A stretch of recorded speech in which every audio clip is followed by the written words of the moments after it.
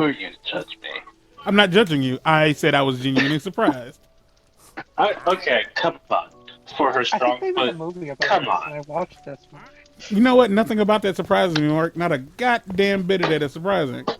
So welcome back. We're playing Minecraft Dungeons, as you can see in the title and by the thumbnail. I'm Diz. Mark is I hate you. What? What? That's so stupid. What? Keep going. Oh, man. What? Like YouTubers do that shit all the time. It's like they tell you what the thumbnail. like they literally have a thumbnail showing you what's in the video, and then the video starts and they like feel the need to explain to you like, hey, this video, we're gonna do this thing. It's like, no shit. That's why I clicked it. But your bro's telling us a very horrible story, and hardly trying to not laugh at the misery of this young girl.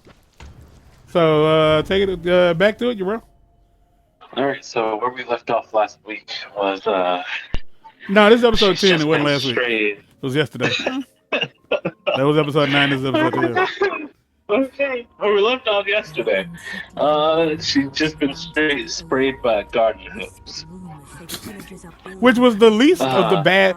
Which was the least bad of all the things that had happened to her. Like, So, I wouldn't be surprised if I just made her shout up at her with the Coke bottle. So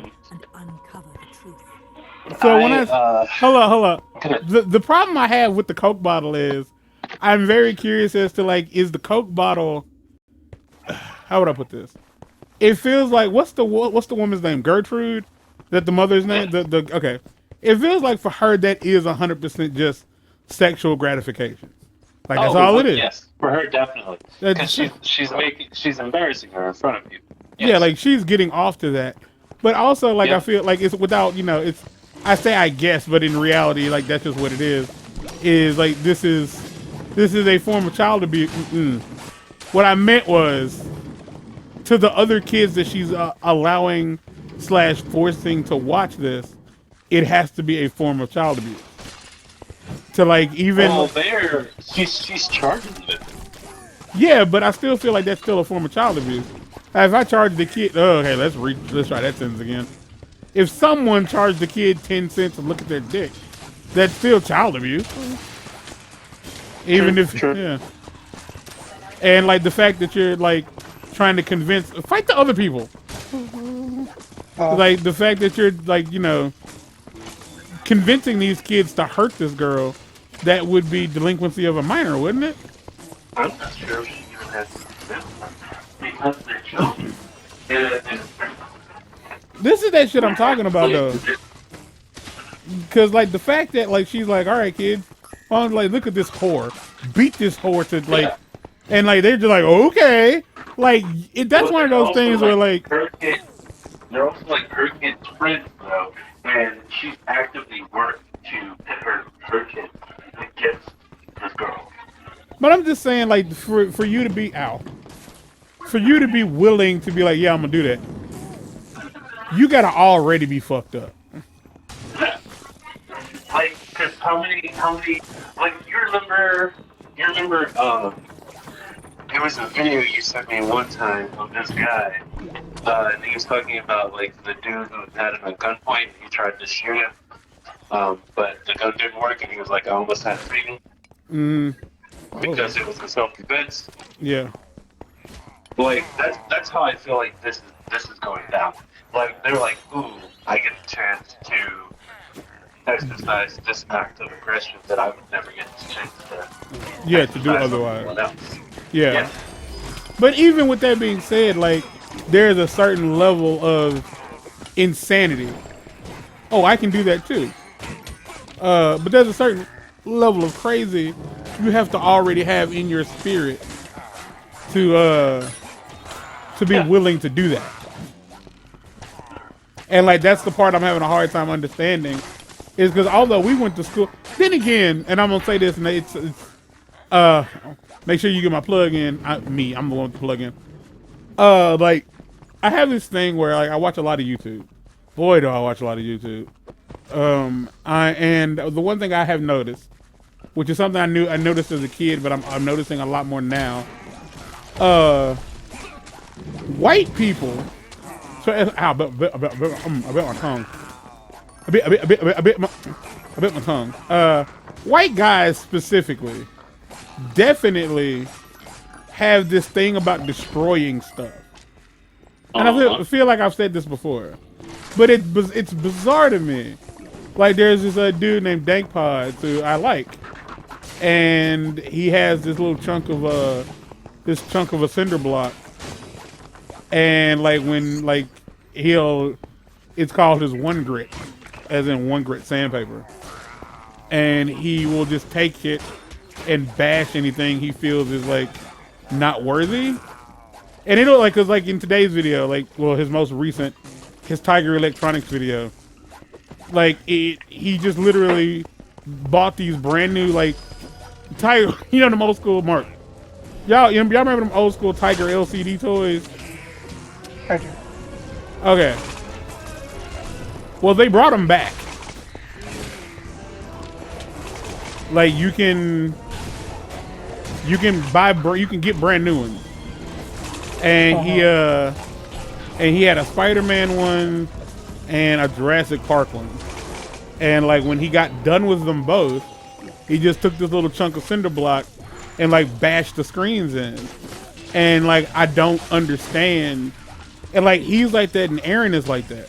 Aaron is very much like chaotic, and there's this dude named Doko Ryan who's also like that. Like sometimes I feel like it's because they're trying really hard to appeal to children, because I can like only children would be that interested in like that kind of chaotic content. Like only like you know, it's like watching Tom and fucking Jerry. Like there's just no reason for an adult to be interested in that shit. But I could be wrong. And so like when I say like the idea of these kids, as I get back on topic, the idea of these kids being like, yeah, like they got Sylvia down here in the basement and we get to watch her shove a Coke bottle up her cooter and then we can burn her with like matches and stuff. It's gonna be great. Like, what the fuck is wrong with you? Why'd you throw it? You could have just held on to it. I just don't. So yeah, you bro, go ahead and finish when you can.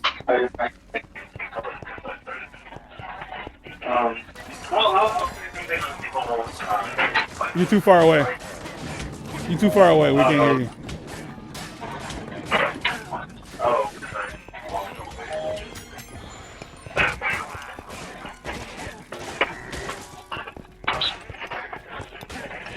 So I'll say something on the whole white boys and destroying thing. It's also like I feel like it's for them, it's like an air of privilege. Like they've never had to deal with the consequence of destroying things.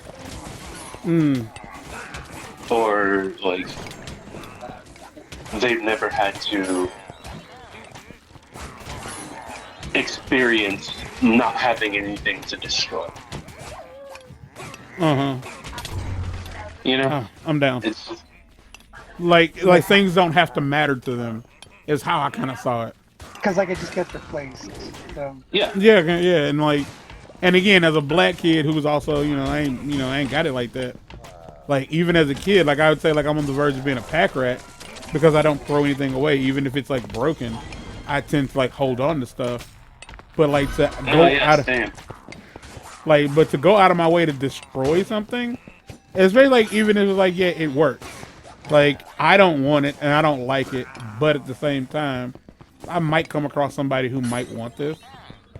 Which even in that scenario where like I know that it's because for him it's a video expense, so like he's gonna get reimbursed either way, so why not destroy it in his head, I guess, for content? Which is again, but like even still, it's kind of fun. It's massively. It also stems from childhood, Like, because how many other creators do you see doing that? Like, I'm sure they're sure that it could be replaced easily, but they're not just gonna break it just because. Like, he was probably like that as a kid. because his parents were just going to give him another one, or there would be no consequence for it. And it I thought like maybe this was just some shit that was just on me, but I remember like saying that to my dad. Like I think I remember the exact words were like, "White boys are just fucking white boys are just destructive." And he was like, "Yeah, they are." And I was, because I was kind of looking he's for experienced that on another level. yeah, and I was kind of hoping like he'd tell me like that ain't always the case, or like I was just kind of looking for something to kind of cure my my mental state on that, because I kept seeing it and I was like, that can't be just what it is. Like they can't all just be like that, because like I'm specifically talking about like oh man, it's been 10 minutes. I'm gonna finish this and you can get back to the story. Because like you remember my first flip phone, maybe you don't, my Nokia, like right before we graduated high school. Not right before, because like I think like right before everybody had a Razor.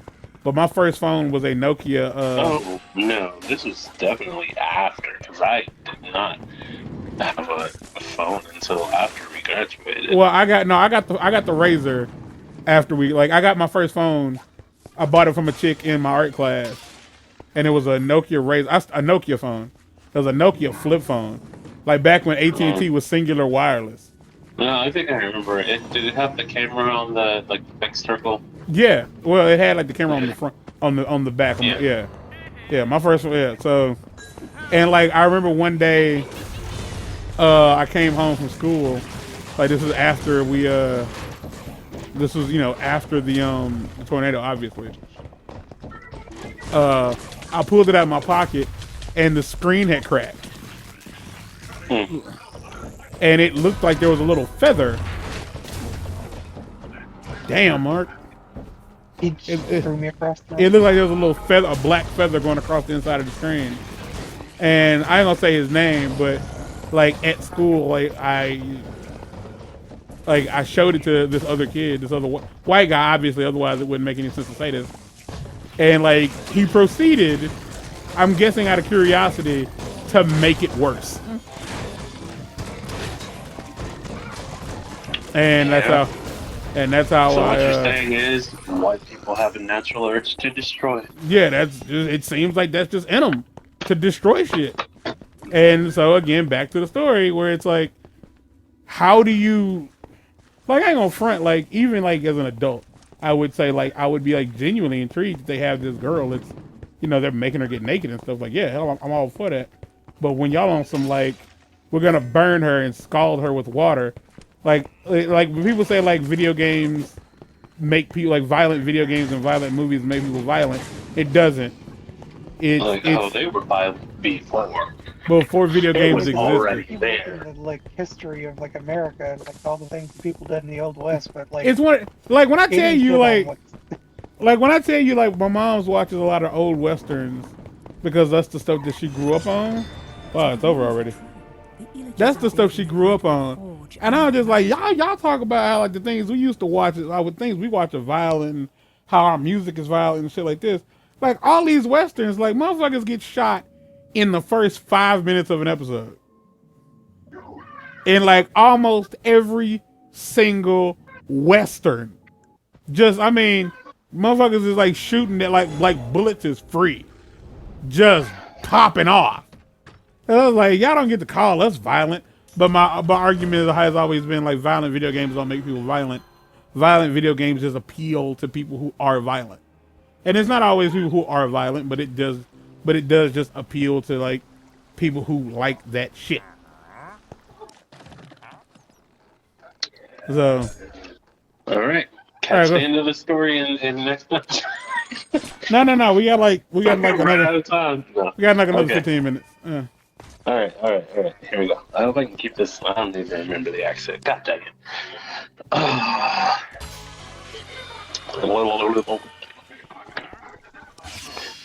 So yeah, she's just been hosed. Who's some hoes? She's just been hosed. Oh, okay. I thought you said she was some hoes. I'm not here with these hoes. Oh, yeah. Well, I mean, according to Gertrude. So, lichens Again, desperately attempted to exit the basement, but collapsed before. Now it's Australian. God dang it! Collapsed before she could reach the stairs. In response to his effort, Gertrude stamped upon Lycan's head before standing and staring at her for several moments. Stamped on her head? And then towered over her, like, what you gonna do? Shortly after 5:30 p.m., Richard Hobbs returned to the Benedusky residence and immediately proceeded to the basement. He slipped on the wet basement stairs and fell heavily to the fourth basement to be confronted with the sight of Stephanie crying and cuddling Lycan's emaciated and lacerated body after she'd been ordered by her mother to clean Sylvia. Stephanie and Richard then decided to give Lycans a warm, silky bath and dress her in new clothes. They then laid her upon a mattress in one of the bedrooms, as Sylvia muttered her final wish that her daddy was here, and that Stephanie would take her home. Stephanie then turned to her younger sister Shirley, exclaiming, "Oh, she'll be alright." When Stephanie realized that Lycans was not breathing, she attempted to apply mouth-to-mouth resuscitation, as Gertrude repeatedly shouted to the children in the house that Lycans was faking her death. Lycans was 16 years old when she finally succumbed to her I don't know why injuries. Mark is picking the stages like he runs shit, but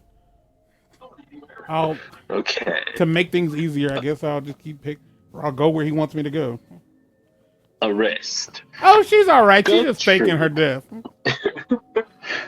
Gertrude initially beat Lycan's corpse with a book, shouting "Faker, faker" in order to rouse her. However, she soon panicked and instructed Richard Hobbs to call the police from a nearby payphone. When police arrived at the address approximately 6:30 p.m., Gertrude led the officers to Lycan's emaciated, extensively bludgeoned, and mutilated body lying upon a soiled mattress in the bedroom, before handing them the letter she had forced Lycans to write. Hold on. Mark, I want to point out, like, I don't necessarily know what if any of these stages have to be played in order for the story to work. And although, like, I understand that you might not care too much for the story, but that's the point.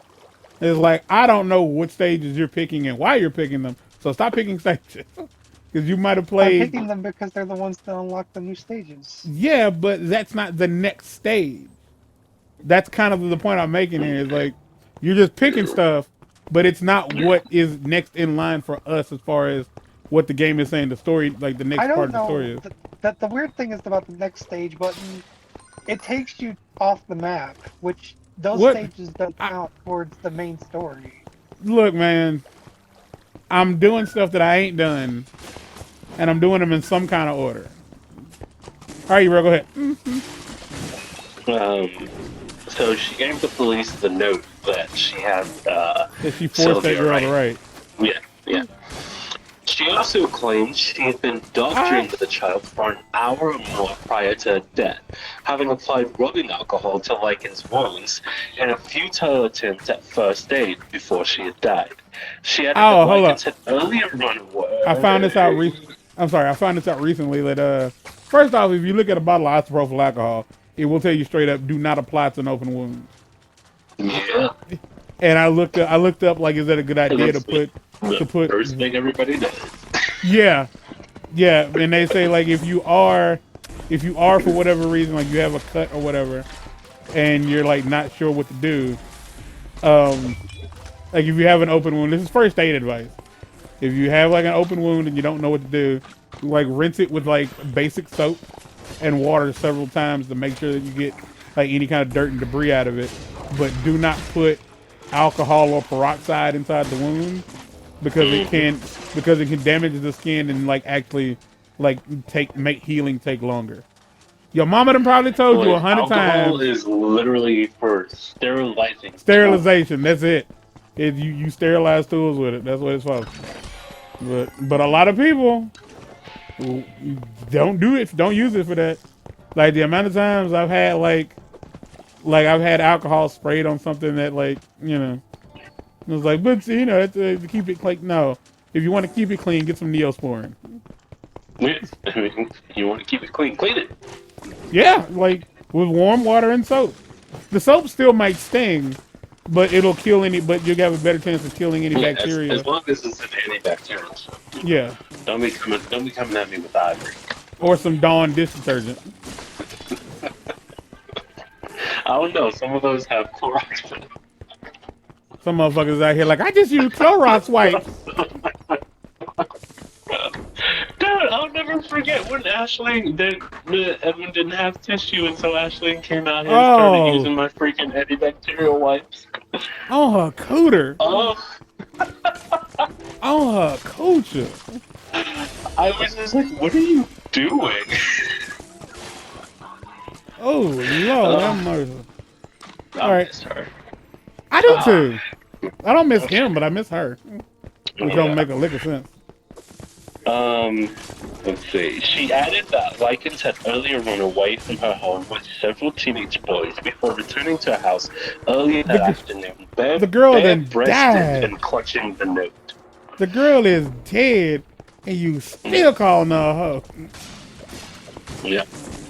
Clutching a Bible, Paula, having stated to all present in the household that Lycan's death was meant to happen, then glanced in Jenny's direction and calmly stated, "If you want to live with us, Jenny, we'll treat you like our own sister."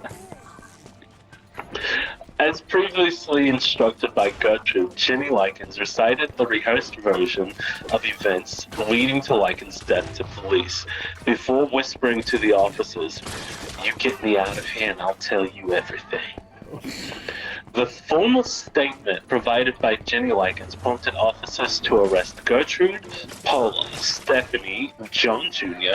on suspicion of Likens' murder within hours of discovery of the body. The same day, Coy Hubbard and Richard Hobbs were also arrested and charged with the same offenses. The three eldest children, plus Coy Hubbard, were placed in the custody of a nearby juvenile detention center. When did you get the damn younger key? children and Richard Hobbs were detained at the Indianapolis Children Guardian Home. All were held without bail pending trial. Initially, Gertrude denied any involvement in Lycan's death, although by October 27th she had confessed to having known the kids, particularly her daughter and Coy Hubbard, had physically and emotionally abused Lycan, stating Paula did most of the damage, and Coy Hubbard did a lot of the beating. Gertrude further admitted to having forced the girl to sleep in the basement on approximately 3 occasions where she had wet the bed. She became invasive when one officer stated the likely reasons Lycans had become incontinent were her mental distress and injury to her kidneys. Oh my She God. rolled over on her own daughter so fast. Literally a dang. And she was like, yeah, my daughter did it.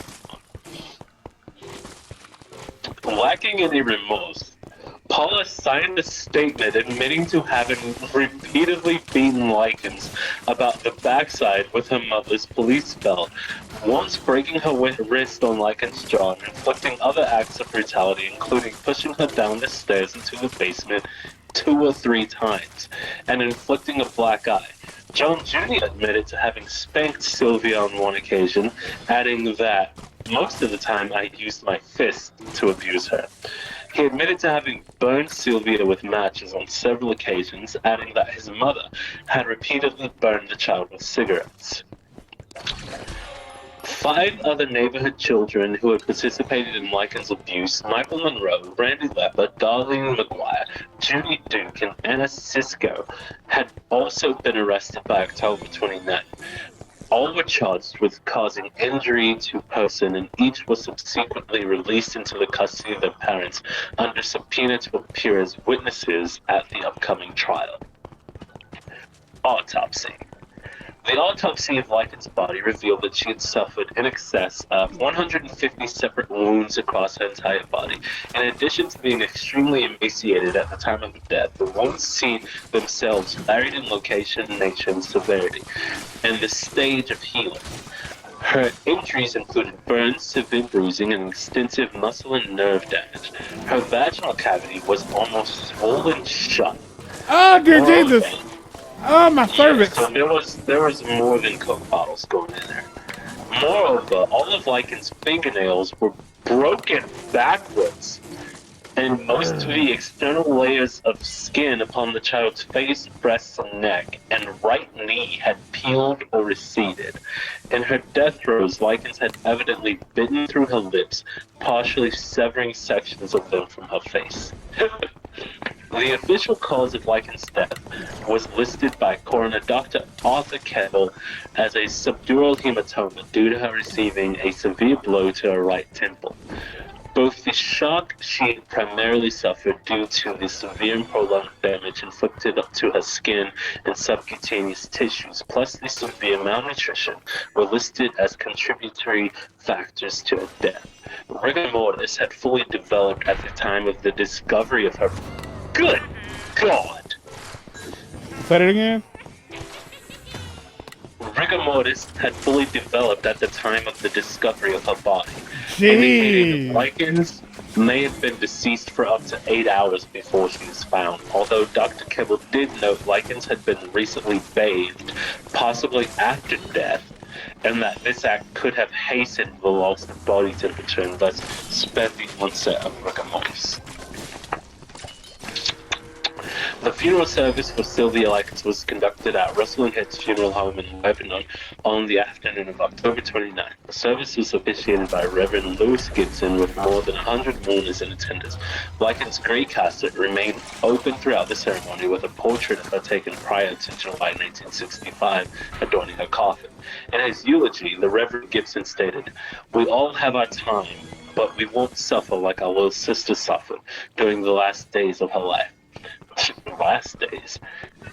The Reverend Gibson then strode towards Lycan's casket before adding, "She has gone to eternity." Following this service, Lycan's casket was placed by pallbearers and Oak Hill Cemetery.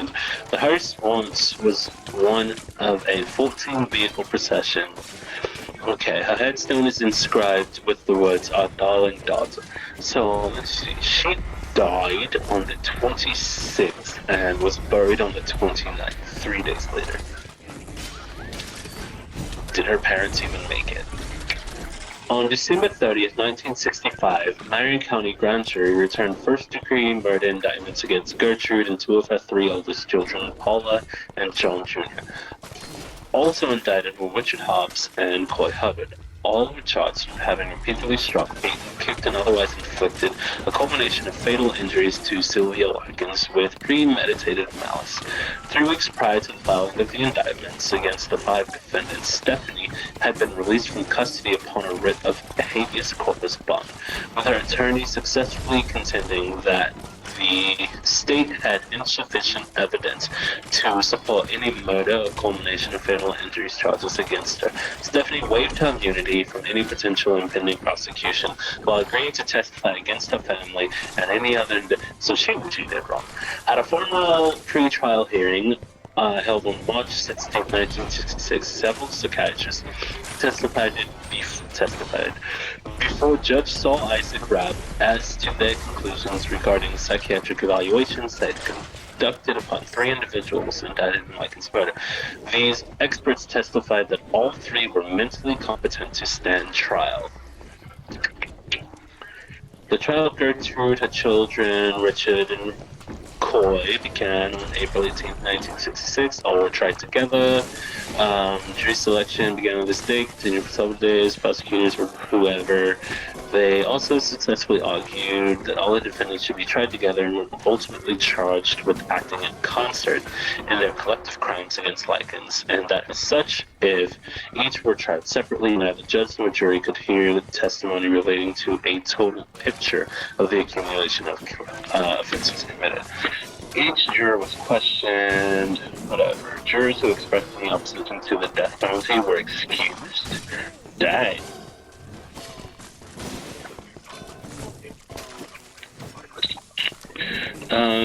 Any who either worked with children, expressed prejudice against an insanity defense, or repulsion regarding the actual horrific nature of Lycan's death were excused by defense counsels. Interesting. Gertrude was defended by somebody, her daughter was defended by another guy, Richard, someone else. Yeah, okay. The attorneys for Richard, Coy, Paula, and John claimed that been pressured into participating in Lincoln's torment, abuse, and torture by Gertrude. Gertrude herself pled not guilty by reason of insanity. Well, I would argue that she had to be insane to do that to another human being. In general. But fuck. Was that it? No. I was thinking, so they removed, that's not, say it's impossible to be a non-biased juror. It really is. Especially like in a case like this. Like they got rid of anybody that was opposed to the death penalty, which meant that they would possibly push for the death penalty. Yeah. But they also got rid of anybody that showed any type of empathy for the girl herself. How can you find a single person? Well, I guess there were 5. But like how, you know what I mean? Yeah. But I guess they found it very. Testimony. One of the first witnesses to testify on behalf of the prosecution was Deputy Coroner, who testified on April 29th as to the intense pain Likens had suffered, stating that her fingernails were broken backwards, numerous deep cuts and punctures covered much of her body, and that her lips were essentially in shreds due to her having repeatedly bitten and chewed on them. Ellis further testified that Likens had been in an acute state of shock for between 2 and 3 days prior to her death, and that Likens may have been in too advanced a state of shock to offer much resistance to any form of subject treatment in her final hours. Although he emphasized that aside from extensive swelling inside and around her genitalia, Likens' body really bore no evidence of direct sexual molestation. Well, I mean, given that the things that she was doing, like being forced to do to herself, how would you know? Like, how would you be able to tell? Okay. On May 2nd and 3rd, Ginny testified against all 5 defendants, stating that each had repeatedly and extensively both physically and emotionally abused the sister, adding that Likens had done nothing to provoke the assaults, and that there had been no truth in either the rumors she had been falsely accused of spreading or the slurs each had made against Likens' character. During her testimony, Ginny stated the abuse her sister, and to much lesser degree she herself, had endured began approximately 2 weeks after they began to live in that household, and that as the abuse her sister was forced to endure escalated, Likens had occasionally been unable to produce tears to her acute state of dehydration. Ginny burst into tears as she recalled how just days before Likens died, she said, "Denny, I know you don't want me to die, but I'm going to die. I can sell it."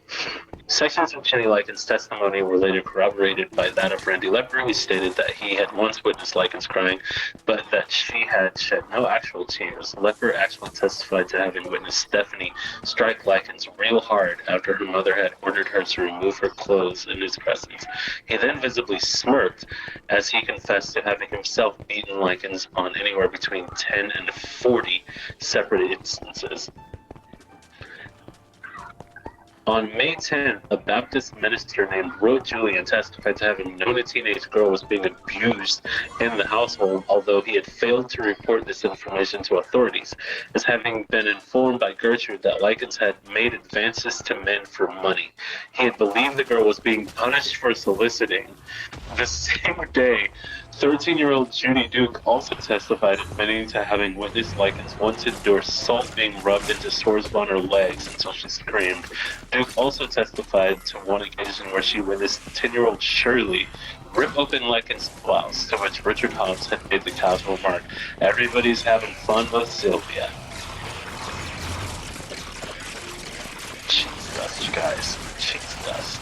I get the absolute lack of competence of anybody in this entire season.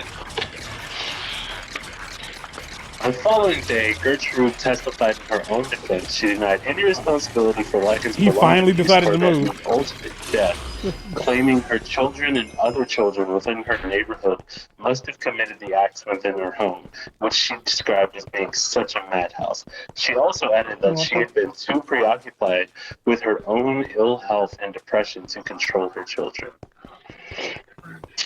In response to questioning relating to whether she had physically abused the Lycan's sister, Gertrude claimed that although she had started to spank Lycans on one occasion, she was emotionally unable to finish doing so and had not hit the child on any further occasions. She denied any knowledge of Lycans having ever endured any beating, scalding, branding, or burning within her home. 2 days later, Richard Hobbs testified in his own defense, describing how Gertrude had called Lycans to the kitchen on October 23rd and stated to her, "You have branded my children, so now I'm going to brand you." Hobbs testified that Gertrude had begun etching marks into her before asking him to finish, although Hobbs testified this act of branding had brought blood to the surface of Lycans' flesh, and that Lycans had begged him to stop. He remained adamant that the section of branding he had inflicted had been light. Hobbs further testified that he had initially believed Lycans would not be at the Dizz2K household on 26th, as Gertrude had informed him she intended to get rid of Slyvia the day prior. He further stated that after Lycans' death, he had simply returned home to watch the rest of the Lloyd Thaxton show. They had zero. They don't care. When Marie Banjewski was called to the stand as a witness for the defense, she broke down and admitted that she had heated the needle which Hobbs used to brand Lycans' abdomen. Marie also testified that her mother's indifference to Lycans' evident distress in relation to the physical and mental abuse she had increasingly suffered, with her mother's full knowledge, stating that on one occasion Gertrude had sat up on a chair and crocheted as she watched a neighborhood girl named Anna Cisco attack Lycans. I didn't see how fast I was done. My bad, go ahead. Although all 5 defendants had repeatedly physically and mentally tormented Lycans, she had most often witnessed her mother and sister committing these acts. Before her mother had forced Lycans to live in the basement, where the abuse further escalated and she ultimately died. Another witness to testify on behalf of the prosecution, Grace Sargent, stated how she had sat close to Paula on a church bus and had heard her openly bragging about breaking her own wrist due to the severity of the beating she inflicted onto Lycan's face on August 1st. Sargent testified Paula had finished her boasting by stating, "I tried to kill her." On May 16th, a court-appointed doctor named Dwight Schuster testified on behalf of the prosecution when questioned by Leeuwenhoek as to the exhaustive interviews and assessments he had conducted with Gertrude. Schuster stated that she had been evasive and uncooperative. Schuster testified as to his belief that Gertrude was sane and fully in control of her actions, adding that she had been sane in October 1965 and remained sane to this date. Dr. Schuster was subjected to over 2 hours of intense cross-examination by Gertrude's lawyer, although he remained steadfast that Gertrude was not and had never been psychotic.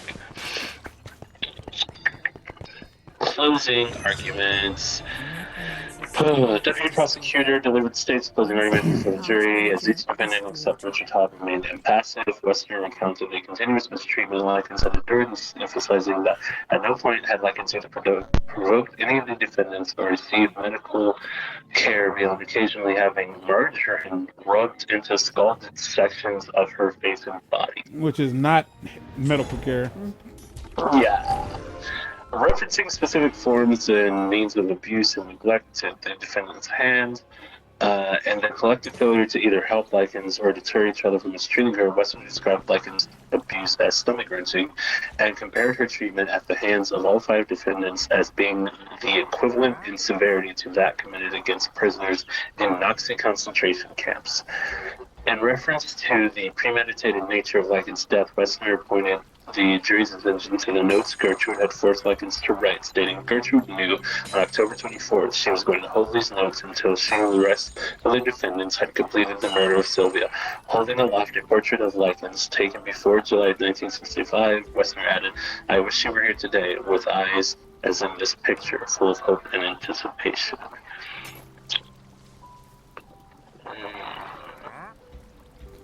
That it? No. Jesus. Defense. So William Erbiger, I believe is Gertrude's lawyer, was the first defense attorney to deliver his closing argument before the jury. He attempted to portray his client as being insane and thus unable to appreciate the severity or criminality of her actions, stating, "I condemn her for being a murderess. That's what I do. But I say she's not responsible because she's not all here. Urbica then tapped his head to emphasize his reference of her state of mind before adding, "If this woman is sane, put her in the electric chair. She committed acts of degradation you wouldn't commit on a dog. She has to be crazy, or she wouldn't have permitted that. What about everybody else? You'll have to live with your conscience the rest of your life if you send an insane woman to the electric chair." Holding aloft an autopsy photograph of Vikings, Urbica instructed the jury to look at this exhibit, adding, "Look at the lips of that girl. How sadistic can a person get? The woman is stark mad." Urbica then referred to the earlier testimony of the psychiatrist who had called into question Gertrude's sanity before concluding his argument. Forrest Bauman began his argument by in an openly critical manner as he attacked the decision of the prosecution to seek the death penalty for juveniles, stating, "I would like to have an hour of the jury's time to explain why 16-year-olds and 13-year-olds should not be put to death." Refraining from acknowledging the catalog of atrocities each had inflicted upon Lycans, Bowman repeatedly emphasized his client's age, stating each was only guilty of assault and battery before seeking a verdict of not guilty for each youth. George began his by declaring the fact that Paul and the other defendants. Hold on. We have 40 minutes, so we gotta cut it. Hey. Oh my goodness.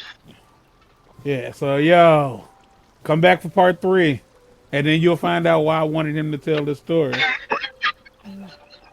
It sound crazy, but oh, you better not forget. oh no.